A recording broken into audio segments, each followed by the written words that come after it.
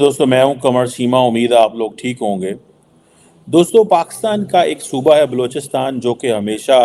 Which is always popular because of terrorism, insurgency, इन वजूहात की बिना पे तकरीबन 9 के करीब पंजाब से वर्कर्स जा रहे थे बलूचिस्तान में। बलूचिस्तान का एक शहर है नौशकी, उसके करीब। वहाँ पे बलोच मिलिटेंट्स ने एक 12 लोग थे, इनको रोका। रोक के इनके आईडी कार्ड चेक किए और आईडी कार्ड चेक करके इनको कत्ल कर दिया, जिनके ताल्लुक पंजाब से था। अब आप जिन लोगों को नहीं पता, ये जो आइडेंटिटी कार्ड चेक करके मारने वाला सिलसिला है, ये बलूचिस्तान के जो बलोच मिलिटेंट ऑर्गेनाइजेशंस हैं वो करती हैं। नॉर्मली ये बीएलए मजीद ब्रिगेड है, और बीएलएफ के लोग हैं, बीएलए के लोग हैं, जो इस तरह की वारदातों में मुलव्वस होते हैं और ये हमले करते रहते हैं। क्वेश्चन ये है कि इसके हवाले से डिस्कशन ये है, ये एक इतना आसान इशू नहीं है, लेकिन just to make you people understand कि जिनका ज़्यादातर ताल्लुक जो है वो वज़ीराबाद, मंडी, बहाउद्दीन और गुजरांवाला के इलाकों से था। बलोच मिलिटेंट ऑर्गेनाइजेशंस ये कहती हैं जनाब कि क्योंकि पाकिस्तान के ऊपर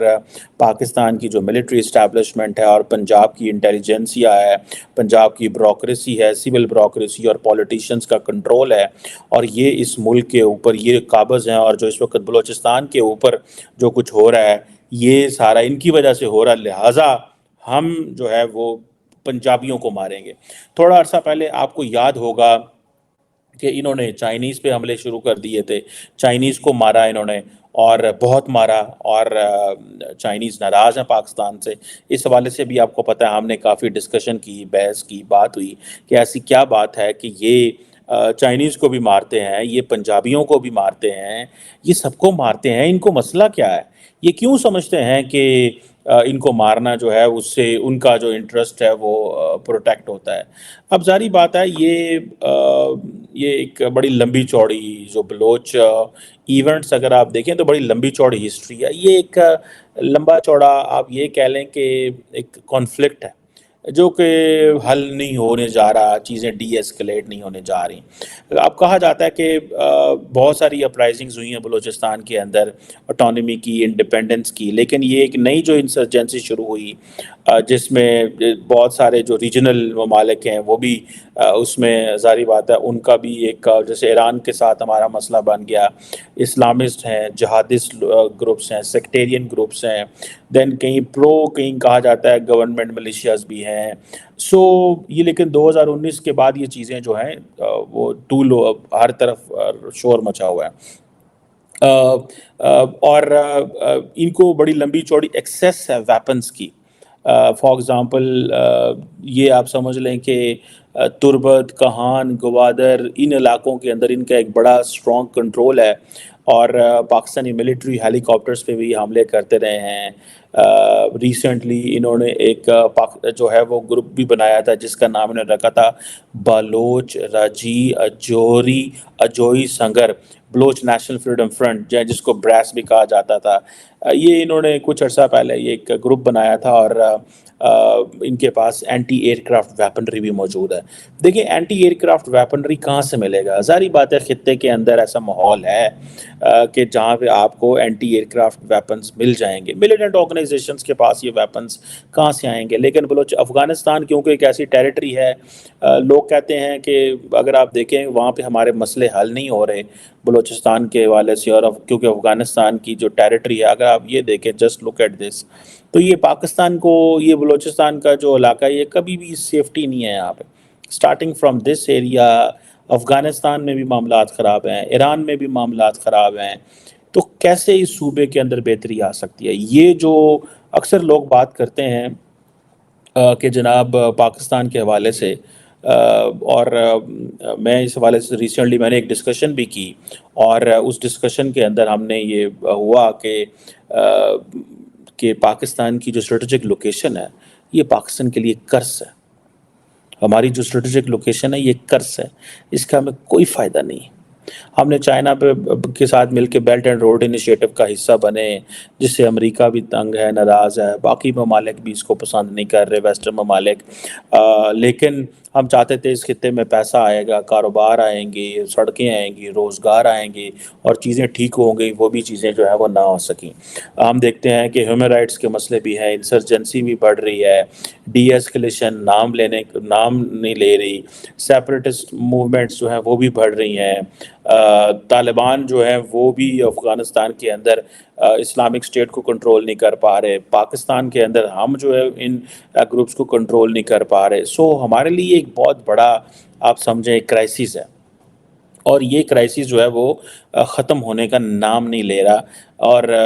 ایک لمبی چوڑی اس کے حوالے سے ہسٹری ہے۔ لیکن جو امپورٹنٹ چیز ہے جس کو سمجھنا چاہیے، جیسے میں نے شروع میں آپ کو بتایا تھا کہ یہ سارے کا سارا جو مسئلہ ہے، ٹھیک ہے، وہ لارجلی جو اس کے ڈائنامکس اگر ہم اس کی سمجھنے کی کوشش کریں کہ اس کی انسرجنسی کے جو روٹس ہیں وہ ارلی 2000 سے ہم ٹریس کر سکتے ہیں، جب سے وائلنس انکریز ہوا، اور یہ 2020 پچھلے 22 سالوں میں زیادہ ہوا ہے، جب بہت ساری یہ کہا جاتا ہے کہ افغانستان کے اندر جو ڈیولپمنٹس ہوئیں، تو افغانستان کے اندر اسلحہ آیا، ویپنز آئے، دہشت گرد گروپ آئے، سب کچھ آیا، تو پاکستان ساتھ ہی انگیج ہو گیا۔ اب پاکستان کا موقف اس میں یہ ہے کہ بھارت بھی پاکستان کو انگیج کر رہے ہیں، جس طرح پاکستان نے کشمیر کے اندر انڈیا کو انگیج کیے رکھا ماضی کے اندر۔ India consider this is the best time to engage Pakistan, تو آپ پاکستان کو انگیج رکھیں۔ سو پاکستان کی جو کاؤنٹر انسرجنسی ایفرٹس ہیں، وہ کوئی بہت زیادہ بلوچ آرگنائزیشنز کو، ملیٹنٹس کو جو ہے وہ نہیں کر سکی۔ میں بہت سارے بلوچیوں کو ملا بھی ہوں، بلوچستان گیا بھی ہوں، وہ یہ بات کرتے ہیں کہ وہ یہ کہتے ہیں، جو کہ ویسے سمجھنے والی بات ہے، وہ کہتے ہیں کہ جو بلوچستان کے اندر لوگ ہیں، سارے نہیں لیکن ایک بڑا طبقہ جو ہے، وہ یہ سمجھتے ہیں کہ یہ بات ان کے سینٹیمنٹس میں چلی گئی ہے، ان کو اس چیز کا دکھ ہے، ان کو تکلیف ہے، وہ سمجھتے ہیں کہ یہ جو ہے نا پاکستان، یہ ہمیں وہ رائٹس نہیں دیتا، وہ حقوق نہیں دیتا، اور پھر اس کے بعد آپ کو پتہ ہے کہ بلوچ مسنگ پرسن کا ایشو بھی بن گیا،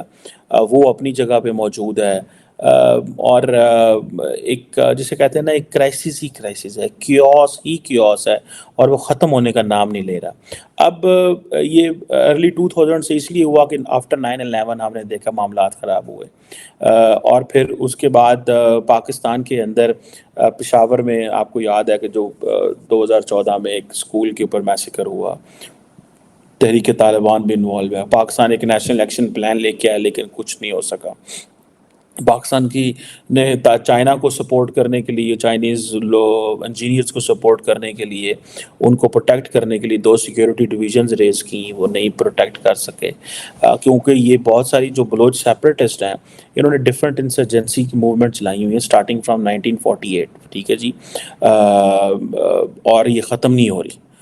2018 میں تو یہ بریس الائنس بنا جس کا میں نے آپ کو نام لیا، اور یہ دیکھیں بلوچ لبریشن فرنٹ ہے، بلوچ ریپبلکن گارڈ ہے، بلوچ ریپبلکن آرمی ہے، یہ جو دین سندھو دیشک ریولوشنری آرمی ہے، بہت سارے ایسے گروپ ہیں جو وہاں پہ آپریٹ کر رہے ہیں، جو سمجھتے ہیں کہ پاکستان کا جو چائنا پاکستان اکنامک کوریڈور ہے وہ بھی کامیاب نہیں ہونے دینا، چائنیز کو بھی نکالنا ہے، پنجابی سیٹلرز کو بھی نکالنا ہے، چائنیز انفراسٹرکچر پہ بھی حملے کرنے ہیں، سویلینز پہ بھی حملے کرنے ہیں، تاکہ ماحول ایسا رہے کہ بلوچستان میں کوئی بندہ انویسٹمنٹ کرنے نہ آئے۔ پاکستان کی خواہش یہ تھی کہ یہ جو گوادر ہے یہ بحال ہو، اس میں حالات بہتر ہوں، کاروبار ہو سکے، باہر سے انویسٹر آئیں، اور ہمارے یہاں پہ جو بلوچستان کے لوگ ہیں ان کی زندگی میں چیزیں بہتر ہوں، لیکن حالات مزید برے ہوتے جا رہے ہیں۔ میں نے اس سے پہلے بھی بات کرتا رہا ہوں، اور میں کہہ رہا ہوں کہ دنیا کو اس چیز کو سمجھنا ہے کہ جب ٹیررسٹ آرگنائزیشنز افغانستان میں آپریٹ کر رہی تھیں تو ایوری باڈی وانٹیڈ کہ پاکستان ان کا ساتھ دے، کیونکہ ایک سسٹمک لیول پہ چینج آئی تھی، انٹرنیشنل سسٹم میں تبدیلی آئی تھی۔ ہم جب نیو ریئلزم پڑھاتے ہیں تو تھیوری پڑھاتے ہیں انٹرنیشنل ریلیشنز کی، تو اس وقت یہ بات ہوتی تھی کہ جو سسٹمک لیول پہ چینجز ہوتی ہیں وہ یونٹ لیول پہ جو سٹیٹس ہوتی ہیں ان کو امبریس کرنی پڑتی ہیں، لیکن جو یونٹ لیول پہ مسئلے ہوتے ہیں سسٹم ان کو نہیں سمجھتا،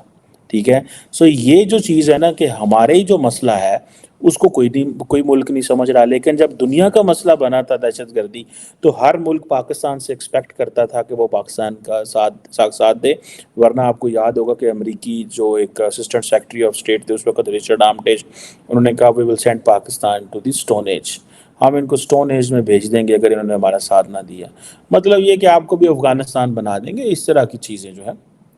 ٹھیک ہے جی. اب یہ ساری کی ساری جو اب بلوچستان کے اندر انسرجنسی ہے، چائنیز کام نہیں کر سکتے، پنجابی سیٹلرز وہاں جاتے ہیں، ان کو مارا جاتا ہے. وہ اس لیے مارا جاتا ہے، کہا جاتا ہے یہ فوج پنجابی ہے، یہ بیوروکریسی پنجابی ہے، یہ پولیٹیشینز پنجابی ہیں، یہ ہماری بات نہیں سنتے. اس طرح کی چیزیں ہیں. اور دوسری بات یہ ہے کہ مزے کی بات یہ ہے کہ پاکستان کے جو انٹلیکچوئلز ہیں وہ جب پنجابی مارے جاتے ہیں بلوچستان کے اندر تو نہیں بولتے، بالکل نہیں بولتے. لیکن جب اگر بلوچ مارے جاتے ہیں تو وہ بولتے ہیں دیکھیں فوج زیادتی کر رہی ہے. سو وہ جو انٹلیکچوئلز کی جو آواز ہے وہ بڑی ہے. اب یہ جو گروپس ہیں پنجابی مارنے کے اوپر، تو اچھا نارملی میڈیا ہمارا اس کو ایک ایتھنک لینز نہیں دیتا، لیکن ٹیکنیکلی ایک ایتھنک لینز ہے. یہ پنجابی سیٹلر ایک ٹرم ہے پوری کی پوری. سو اس میں آپ دیکھیں کہ اب اسلام آباد کے اوپر بھی، پاکستان کے اوپر بھی یہ کہا جاتا ہے کہ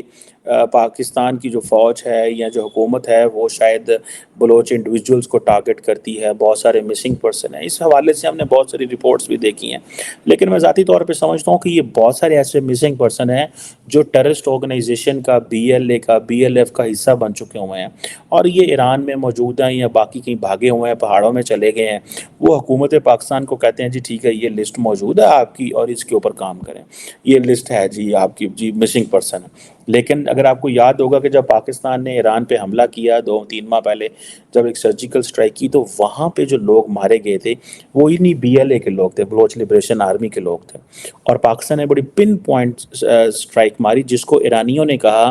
کہ نان ایرانینز ور ٹارگیٹڈ ان اے پن پوائنٹ سرجیکل سٹرائک جو پاکستان نے کی. اٹ مینس کہ دے ور دا ملیٹنٹس ہائیڈنگ دیر، وہ جو وہاں